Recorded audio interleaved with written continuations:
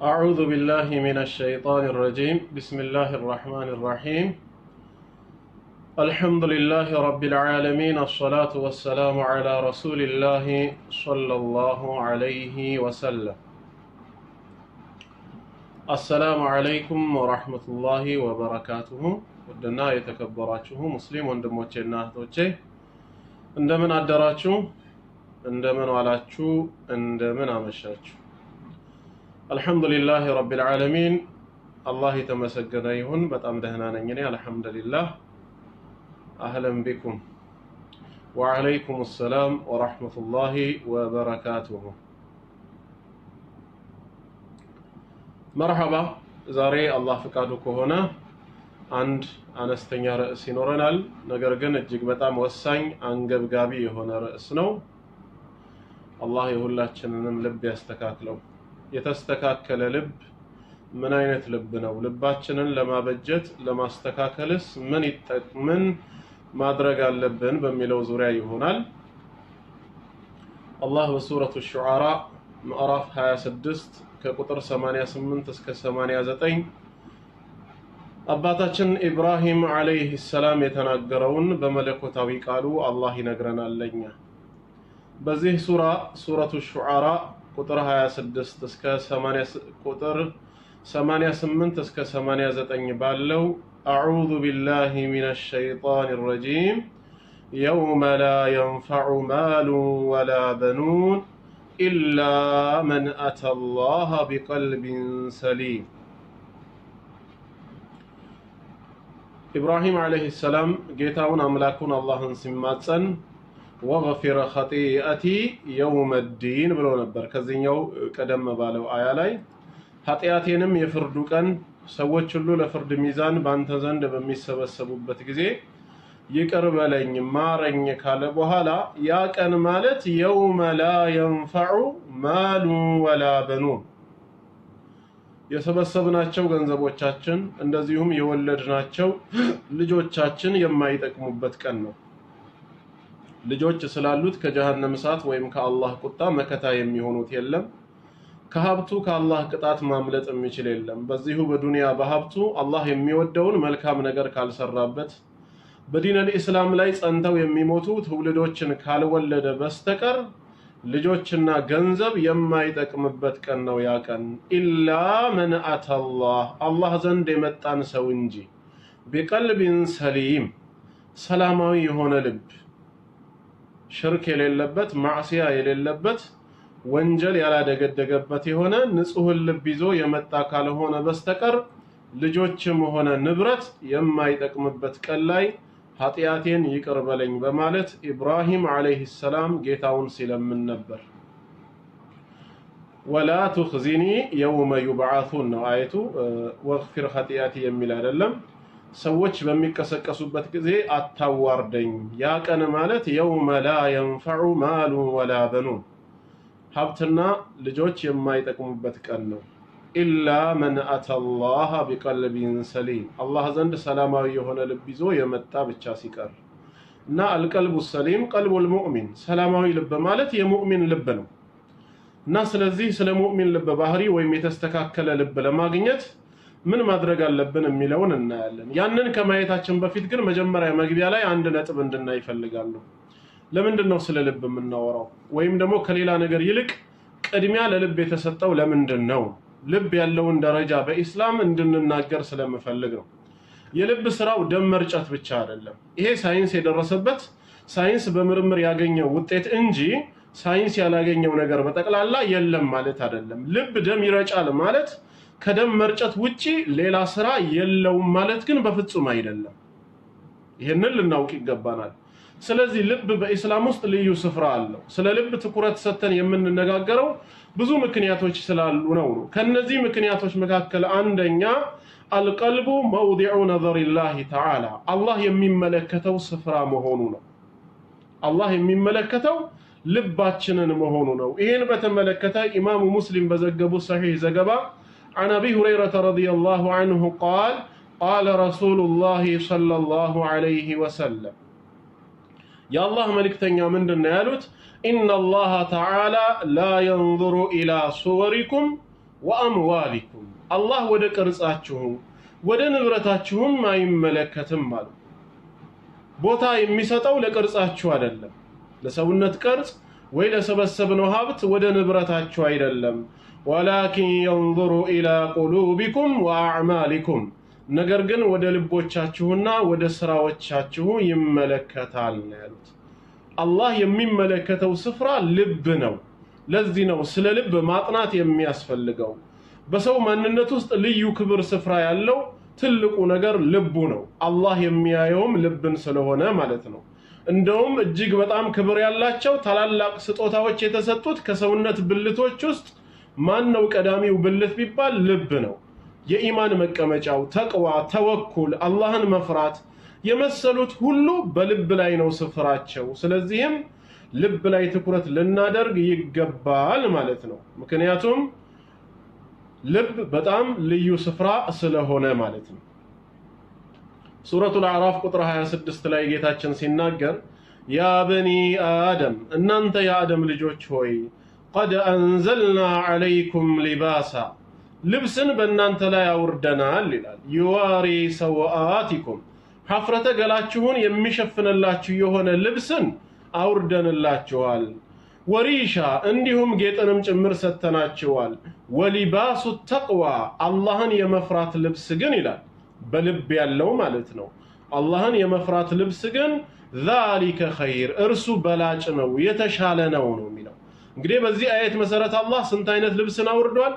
ሁለት አይነት ልብስን አውርዷል። የመጀመሪያው ልብስ ውጫዊ ገላችን ነውራችን እንዳይታይ የሚሸፍነን ሲሆን ሁለተኛው ደግሞ ውስጣዊ ልብስ ይባላል። ልባችንን በኢማን በመልካም ስራ የሚሸፍን ማለት ነው። በላጩ ልብ ነው። ስለ ልብ ትኩረት የሚሰጠው አንደኛው ምክንያት አላህ የሚመለከተው ስፍራ ስለሆነ ነው። ለዚህ ነው ስለ ልብ የምናወራው እንላለን። ሌላው ሁለተኛውስ ምክንያት ምንድነው? ስለ ልብ መናገር ለምን ያስፈልጋል ቢባል ሰላሁል ጀዋሪህ ቢሰላሂል ቀልብ ሰውነታችን የሚስተካከለው ልብ ሲስተካከል ስለሆነ ብቻ ነው። የአንድ ሰው ውጫዊ ማንነቱ በመልካም ስራም ይሁን በመሳሰሉት ነገሮች የሚያምረውና የሚበጀው ውስጡ ልቡ ሲስተካከል ነው። ልብ ከተበላሸ ልብ ከጠመመ ሰውነትም አብሮ ይከተላል ይበላሻል ነው። ስለዚህ የሰውነታችን መሰረቱ ልባችን ላይ ስለሆነ ስለ ልብ ቅድሚያ ሰተን መነጋገር ያስፈልጋል ነው። ይህን በተመለከተ عن أبي ذر رضي الله عنه عن النبي صلى الله عليه وسلم فيما روى عن الله تبارك وتعالى قال كأبي ذر رضي الله عنه እንደተላለፈው ረሱላችን عليه الصلاة والسلام ጌታችን አምላካችን አላህ በሐዲሱል ቁድሲ ላይ እንዲህ አለ አሉ። ምን አለ ጌታችን? ያ ዒባዲ ይላል። ተመልከቱ ባሮቼ ሆይ ለው አነ አወለኩም ወአኺረኩም የመጀመሪያዎቻችሁም የመጨረሻዎቻችሁም ፍጥረት ብትሰባሰቡ ወኢንሰኩም ወጂነኩም ሰዎችም ሆነ ጂኒ ጋኔን በጠቅላላ ብትሰባሰቡ ካኑ ዐላ አትቃ ቀልቢ ረጁሊን ዋሂድን ሚንኩም ታዲያ ከእናንተ ውስጥ አላህን እጅግ እንደሚፈራ ሰው ልብ ብትሆኑ አለ። ልክ እንደ ረሱል ሰለላሁ ዐለይሂ ወሰለም ማለት ነው።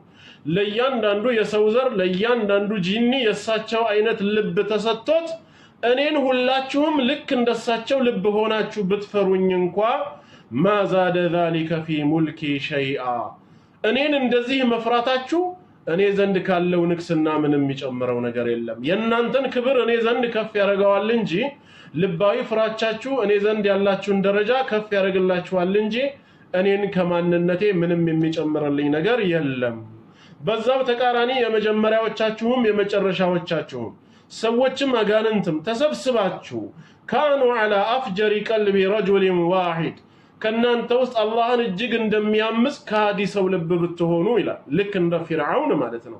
አጠቃላይ የሰው ዘርና የጂኒ ዝርያ ሁሉ የፊርዓውን አይነት ልብ ተሰጥቶት ሁላችሁም ብታምጹኝ ማ ነቀሰ ذلك من ملكي شيئا እኔን ማመጻችሁና እኔን መካዳችሁ ለኔ የሚገባውን አምልኮ አለማቅረባችሁ እኔ ዘንድ ካለው ንግስና አንዳችም ነገር አይጎድልብኝም ማለት እኔው ነኝ የምትጎዱት እናንተው ናችሁ እያለ አላህ አልገኒይ ከባሮቹ የተብቃቃ ጌታ መሆኑን ነው የሚነግረው።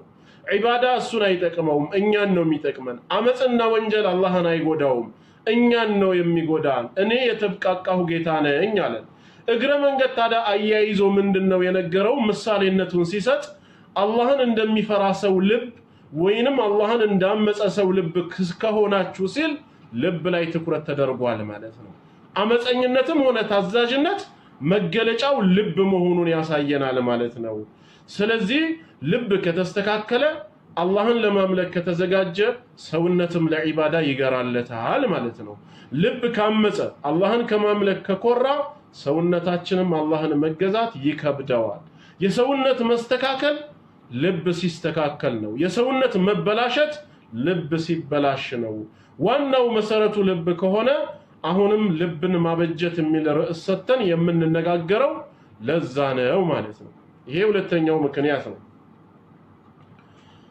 عن النعمان بن بشير رضي الله عنه ما قال كنعمان بن بشير يتلالف ليلة حديث الله قال رسول الله صلى الله عليه وسلم رسول صلى الله عليه وسلم من يلالو ألا وإن في الجسد مدغة أواج ሁላችሁም ንቁ አዳምጡ በሰውነታችሁ ውስጥ የምትታኘክ የሆነች ቁራጭ ስጋ አለች ሰውነታችን ውስጥ የተቀመጠች ትንሽዬ ስጋ አለች إذا صلحت እሷ ከበጀች ከተስተካከለች صلح الجسد كله ሰውነት ሁሉ ይስተካከላል ሰውነት ሁሉ ይበጃል وإذا فسدت እሷ ከተበላሸች فسد الجسد كله ሰውነት ሁሉ ይበላሻል ألا وهي القلب አዋጅ ንቁ እሷም ልብ ነች ስለዚህም ልብ ከተስተካከለ ሁሉም ሰውነት ይስተካከላል ልብ ከተበላሸ ሰውነት ሁሉ ምን ይሆናል ይበላሻል ማለት ነው ለልብ ትኩረት የምንሰጥበት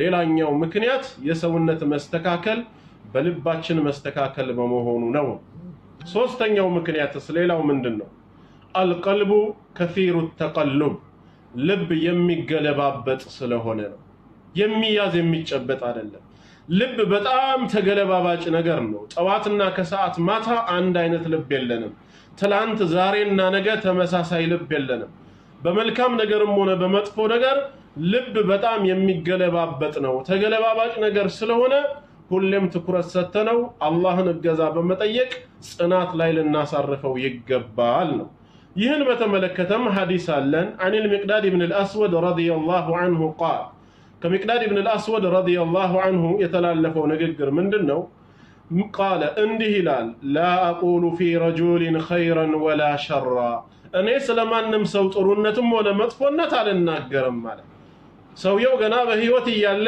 እከሌ መልካም ነው እከሌ መጥፎ ነው ብዬ ስለ ሰው ምስክርነትን አልሰጥም حتى انظر ما يختم له መሱ መጨረሻው ላይ የሚختምለት ኻቲማው ምን እንደሆነ እስከመለከት ድረስ በፍጹም ስለ ሰው አልናገርም ማለት ለምንድነው እንዲህ ሊል ያነሳሳው بعد شيء سمعته من النبي صلى الله عليه وسلم يا الله نبي عليه الصلاة والسلام የሆነ ነገር ሲናገሩ ከሰማኋቸው በኋላ ስለማንም ሰው ጥሩነትም ሆነ መጥፎነት መናገርን አቆምኩኝ የዛን ሰው ፍጻሜ ሳልመለከት ስለ ጥሩነቱም ሆነ ስለ መጥፎነቱ አልናገርም መመስከር አልችልም ይሄን ቃል ከሰማሁኝ በኋላ ነው ያለው ከዛም ሰዎቹ ጠየቁት ኢላ ወማ ሰሚዕት ምንድን ነበር ከአላህ መልእክተኛ አለይሂ ሰላቱ ወሰላም የሰማኸው ምን አዳምጠህ ነው ሲሉት ቃል እንደዚህ ይላል ሰሚዕቱ ረሱላላህ ሰለላሁ ዐለይሂ ወሰለም የአላህ መልእክተኛ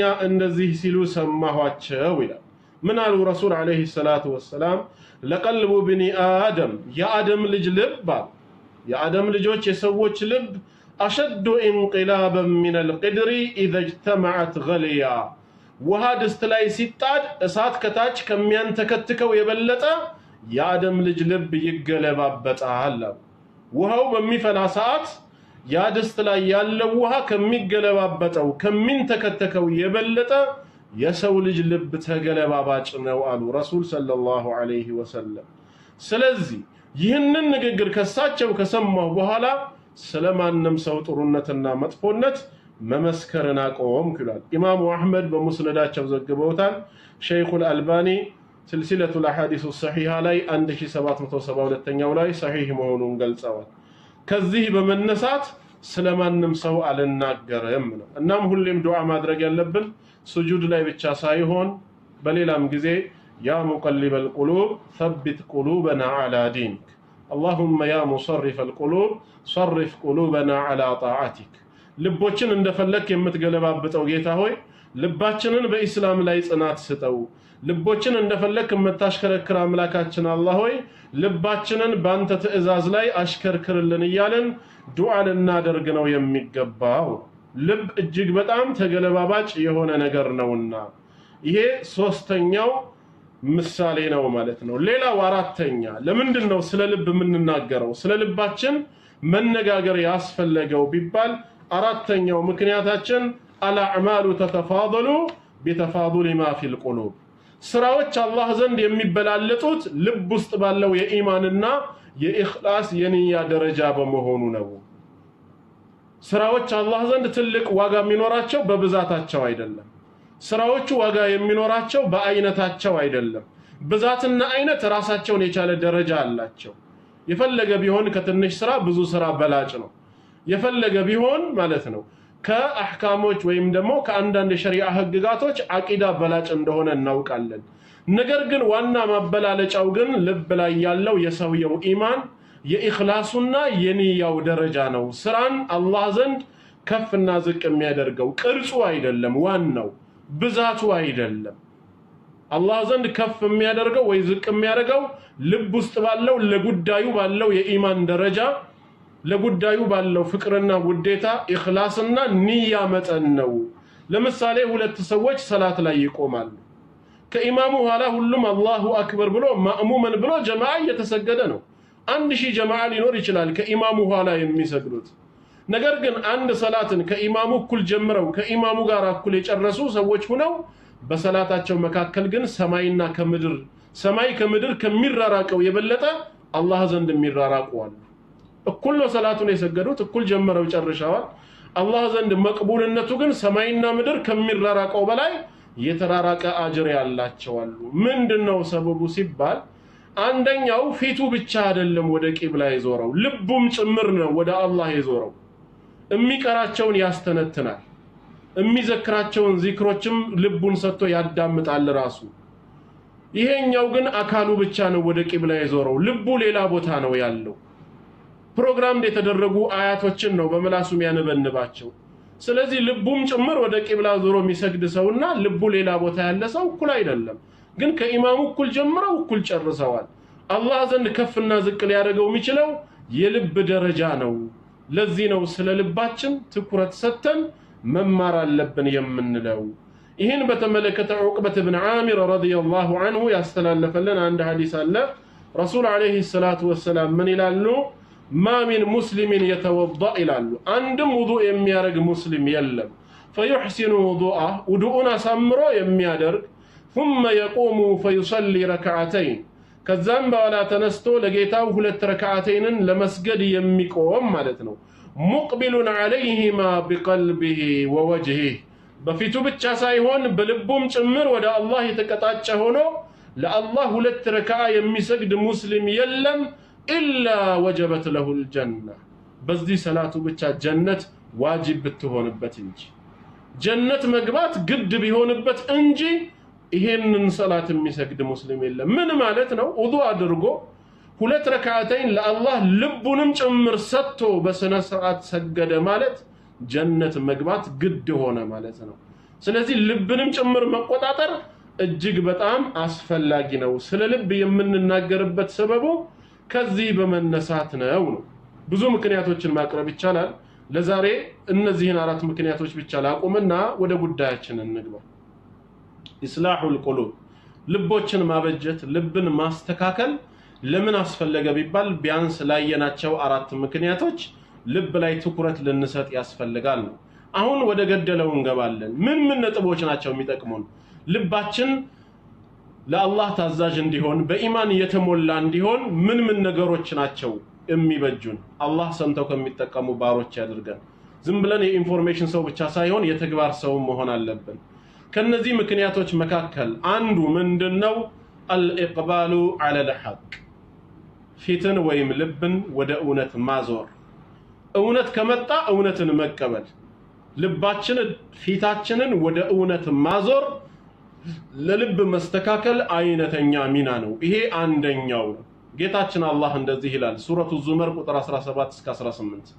በምዕራፍ 39 ሱረቱ ዙመር ከ17 እስከ 18 ፈበሽር ዒባድ ይላል ባሮችን አበስራቸው መልካም የምስራችን ንገራቸው የትኞቹን ባሮች الذين يستمعون القول እነዚያ ንግግሮችን የሚሰሙ የሆኑ ከዛ እስከሰሙ በኋላ فيتبعون احسنه መልካሙንና የተሻለውን የሚከተሉ የሆኑት ሐቁ ሲነገራቸው ያንን መልካሙን የሚከተሉ ለሆኑ ባሮቼ አበስራቸው ምን በማለት ኡላኢከ الذين هداهم الله እነዚህ ማለት አላህ ወደ ቅን ጎዳና ልባቸውን የመራቸው ሂዳያን የለገሳቸው ናቸው ወኡላኢከ ሁም ኡሉል አልባብ ያምሮ ባልተቤት ወይም የልብ ባለቤት ማለት እነሱ ናቸው ይላል እነማን ንግግሮችን አዳምጠው የተሻለውን መልካሙን ሐቁን ተቀብለው የሚከተሉ ልባቸውን ለስሜታቸው ሳይሆን ልባቸውን ለቡድናቸው ሳይሆን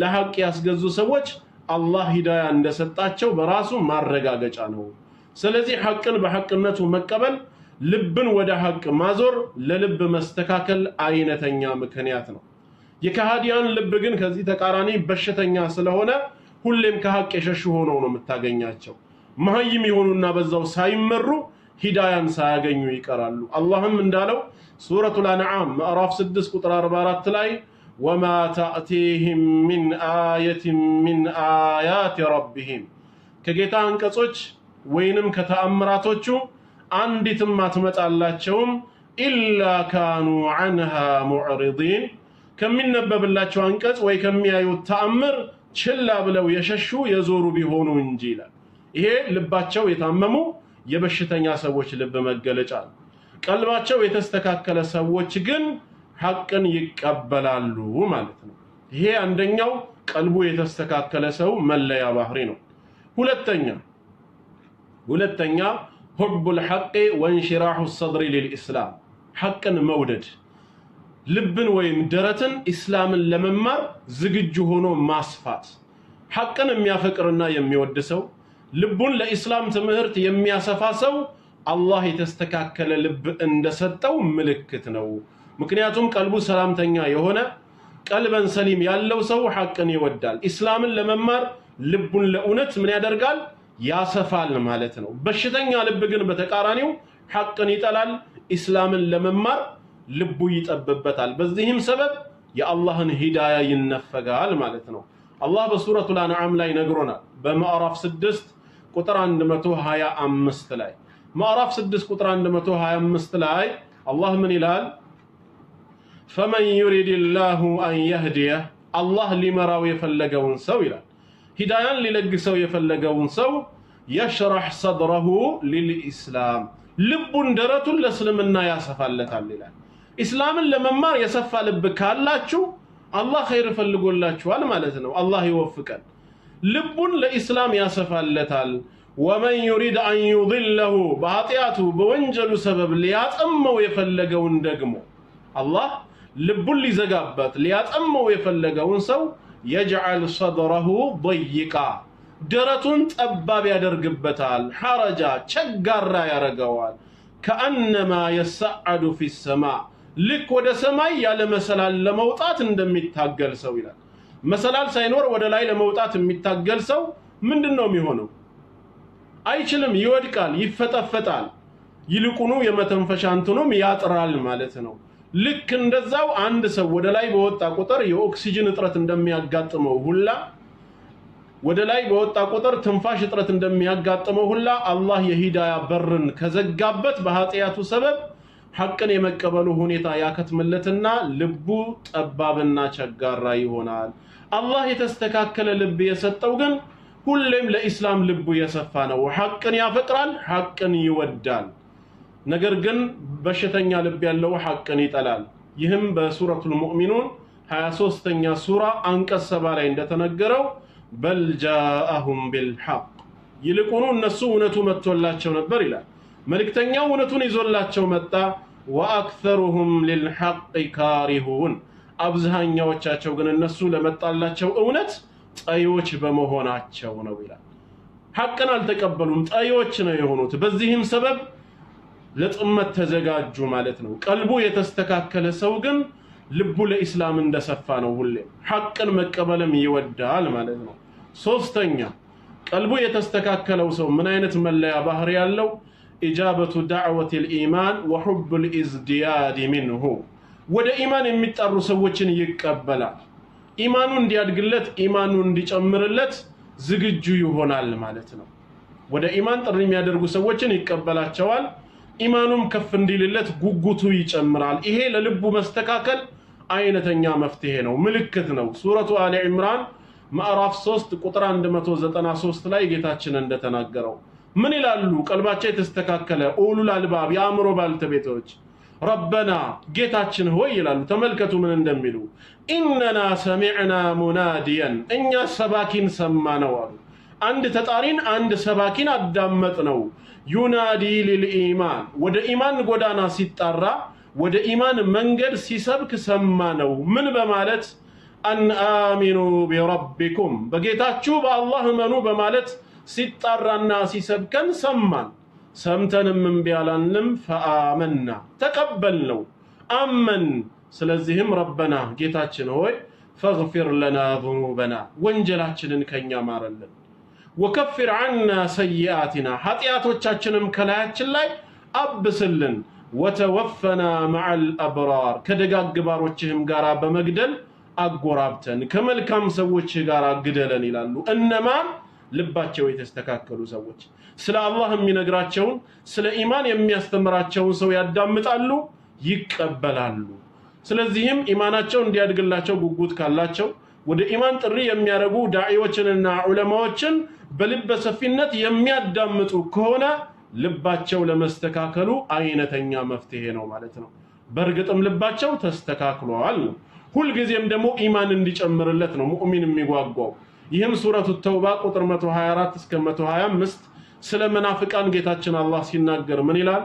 ወኢዛ ማ ኡንዚለት ሱራ አንድ የቁርአን ሱራ ከጌታ አላህ ዘንድ በወረደ ጊዜ ፈሚንሁም ከነዚህ መናፍቃን መካከል የሚል አለ መን የቁሉ አዩኩም ዛደትሁ ሃዚህ ኢማና።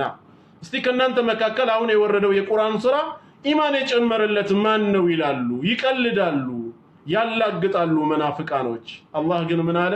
ፈአመ الذين آمنوا እነዚያ ያመኑትማ ፈዛደትሁም ኢማናን ወሁም يستبشرون እርስ በርስ መልካም የምስራችን የሚነጋገሩ መልካም የምስራችን የሚገላለጹ ሲሆኑ ኢማን ጨመረላቸው። ላመኑ ሰዎች ምን ሆኗል? ኢማኑ ጨምሯል ነው።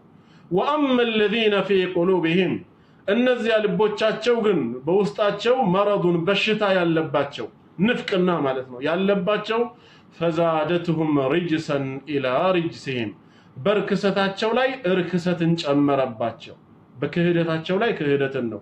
ላመኑት ግን ምንድነው? ኢማን ነው የጨመረላቸው ማለት ነው። እርስ በርስም የሚበሳሰሩ ሲሆኑ ማለት ነው። እናም የኢማን ተጣሪዎችን መቀበል የልብ መስተካከል ሌላኛው ምክንያት ነው። ሌላው አራተኛው ሰበብ አተዘኩር ማስታወስ፣ መገሰጽ፣ ማስታወስ ቀልቡ የተስተካከለ ሰው አይነተኛ ምሳሌ ነው። ሰው ይረሳል፣ በባህሪው ረሺ ነው። አባታችን አደም ጀምሮ መርሳት የነበረ ባህሪ ነው። ነገር ግን ቀልቡ ሰላማዊ የሆነ ሰውስ እንደረሳ በዛው ታወሮ አይቀርም፣ ያስታውሳል፣ ይገሰጻል፣ ከረሳው ነገር ይመለሳል ማለት ነው። ማስታወስ የአማኞች ልብ ነው። አላህ ምን ይላል ስለ ሙእሚናን ባሮቹ ሱረቱል አዕራፍ ላይ ኢነል ለዚነ ተቀው እነዚያ ጌታቸውን አላህ የሚፈሩ ሰዎች ኢዛ መሰሁም ባገኛቸው በነካቸው ጊዜ ጣኢፉን ሚነ ሸይጣን ከሸይጣን የሆነ ጭፍራ ይላል ሜቢ ኃጢአት ላይ በጣላቸው ጊዜ መንገድ ሲስቱ ኃጢአት ላይ ሲወድቁ በዛው ሰምጠው አይቀሩም። ተዘከሩ የጌታቸውን ቀን ታላቅነቱን ቅጣቱን ያስታውሳሉ ወዲያውኑ ፈኢዛ ሁም ሙብሲሩን ተመልካቾች ናቸው፣ ልባቸው አልታወረም። ስለዚህ ተውበት አድርገው ወደ ጌታቸው በመመለስ ከወደቁበት ኃጢአት አስታውሰው ይነሳሉ። እነዚህ ማን ናቸው?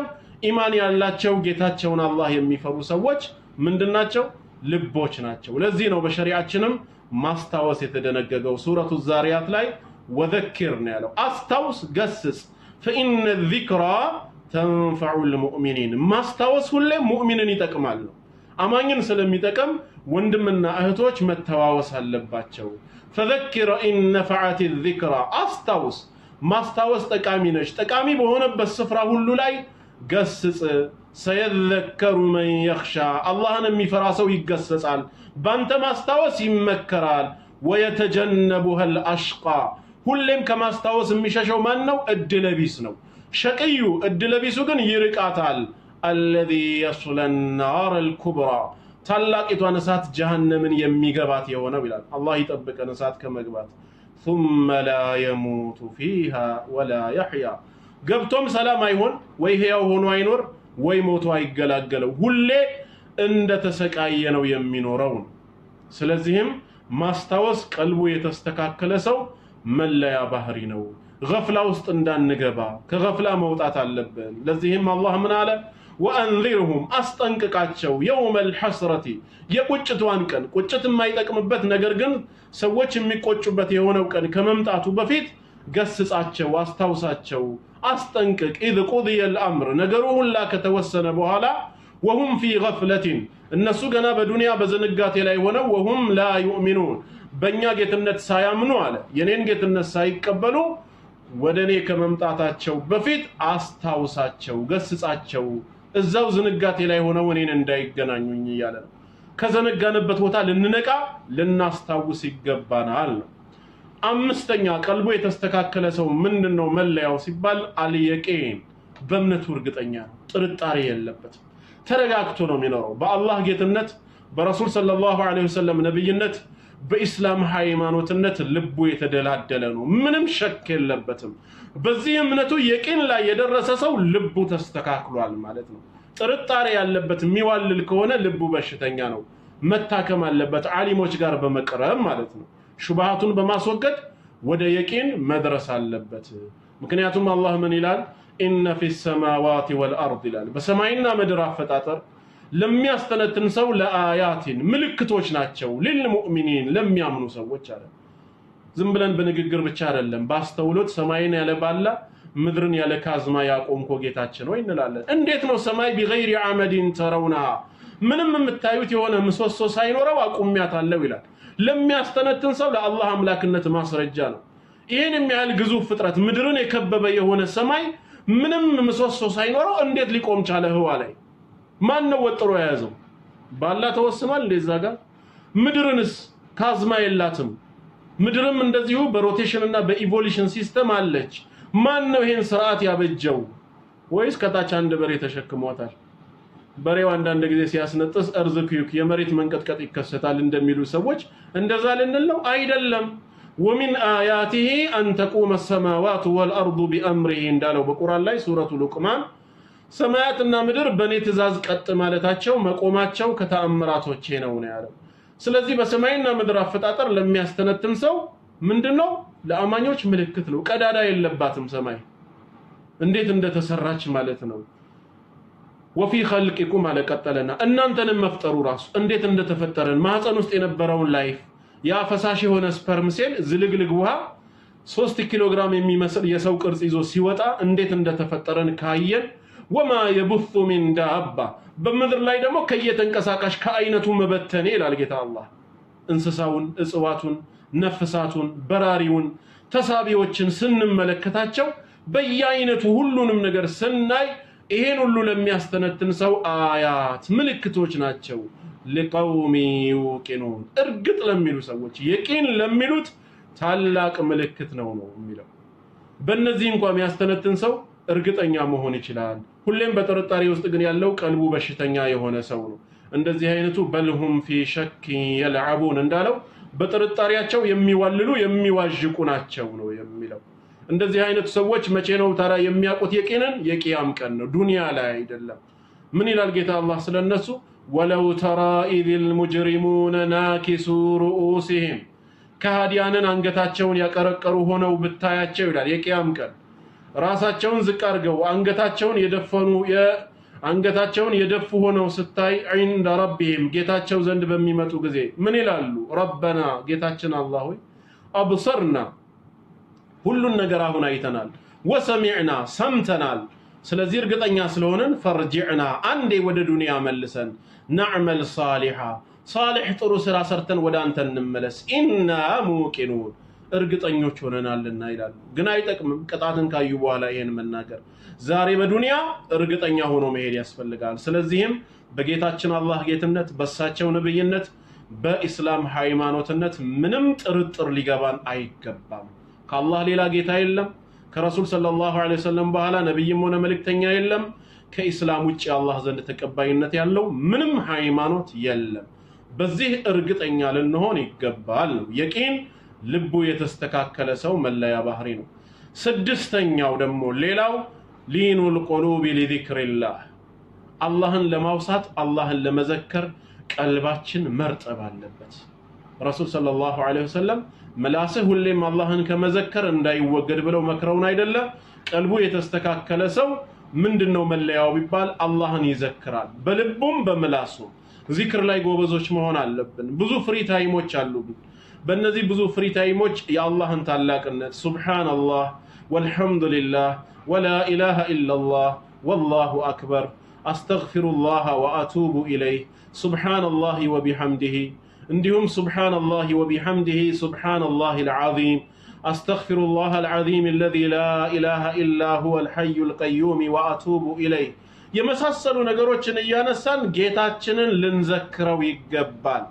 ሁሉ ጊዜ ምላሳችን መዘከር አለበት ሰዎች እኮ ዛሬ ሳያውቁት በነሺዳና በሙዚቃ እኮ አዳፕት አድርገዋል በጆሮአቸው የሰሙትን ነገር ሐፍዘው በመንገድ ላይ ሲሄዱ ነሺዳውንም ይነሽዱታል ሙዚቃውንም ይሞዝቁታል በዛ ምትክ ግን አላህን መዘከር ቢሆን ኖሮስ ሁለት ጥቅም አለው አንደኛ መላእክታው ይመዘግባል አኺራ ምን አለን ትልቅ አጅር አለን ሁለተኛ ውስጣዊ ኩራት ይሰማናል ከዛ በኩል ከላይ መጥቶ ባጠገብህ በግራ በኩል ሲያልፍ የቴዲ አፍሮን እየዘፈነ ያልፋል በቀኝ በኩል ደግሞ የሚያልፈው ነሺዳ እያለ ያልፋል አንተ ደግሞ በመሐከላቸው ስትወጣ ሱብሃንአላህ ሱብሃንአላህ እያልክ ስትወጣ ውስጥህ ሐሴት አይሰማህም አላህ ስለወፈቀ ተውፊቅ ስላለ ስለዚህ ልባችን በአላህን በመዘከር በማስታወስ መርጠብ አለበት ምላሳችን በዚክር በመናገር ቁርአንን በመቅራት አፍደሉ ዚክር ቁርአን ነውና ማለት ነው ከዚክር በላጭው እንዲህ ካደረግን ልባችን ምን ይሆናል መርጠብ ይጀምራል አላህም አላ ቢዚክሪላህ ተጥመኢኑል ቁሉብ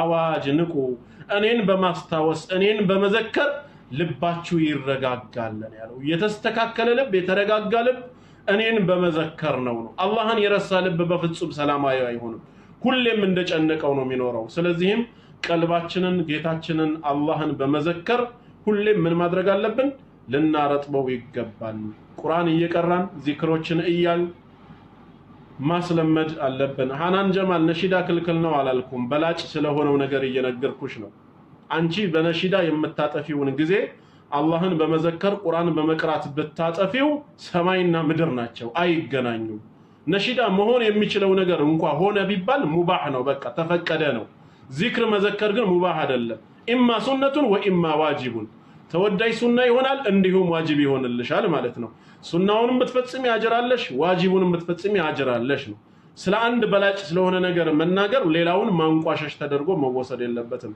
ነገር ግን ጊዜሽን አንቺ ቢዚ ካረክሽ አይቀር አኺራ መታተርፊበት ነገር እንዲሆን ሙባህ ላይ ጊዜ ከመፍጀት መጀመሪያ ዋጅብና ሱናው ላይ ልትጠቀሚበት ይገባል ነገር ግን ራሱ ነሺዳው ቁርአን ከመቅራት አላህን ከመዘከር ቢዚ የሚያደርግሽ ከሆነ ግን حرام